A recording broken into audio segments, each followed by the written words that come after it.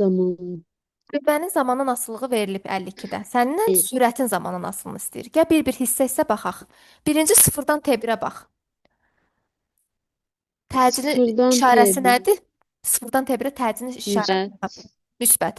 F müsbətsə, təcil də müsbət deməkdir də. Bax, sıfırdan T1-ə görsən F yuxarıdadır, deməli müsbətdir. F müsbətdirsə, A da müsbətdir. Burada A olacaq sıfırdan böyük. Aha. Baxırsan, qrafiklərdə V-nin T-dən asılı qrafikindirsə, bax, çəkirəm qrafiki. Özümüzdən heç variantlara baxmadan baxaq. V-nin T-dən asılılığı.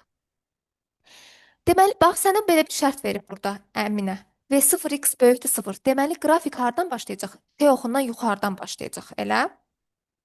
B Bəli. da böyük 0. Birinci hissəsini gördün, A da böyük 0. Onda bu hərəkət necə hərəkət olar? İkisi də 0-dan böyükdür, işarələr eynidir. Necə hərəkətə uyğundur? Yeyinləşən, yavaşlayan. Bələcəyəşən. A isə onda qrafik belə olacaq, yeyinləşən. Keçirəm indi ikinci hissəyə. İkinci hissənin qrafiki görsən ki, T1-dən T2-yə nədir? Düz olacaq Nədir? müəllim. Təcil nədir? De görün burada. Bərabər sürət deyən təcil. Sıfırdır, təcil sıfırdır. Ona görə bərabər sürətli hərəkətə aiddir. Yəni ikinci hissənin qrafiki olacaq düz xətt, T oxuna paralel düz xətt. Keçirəm üçüncü hissə. T1 aşağı bərabər yavaşyandır.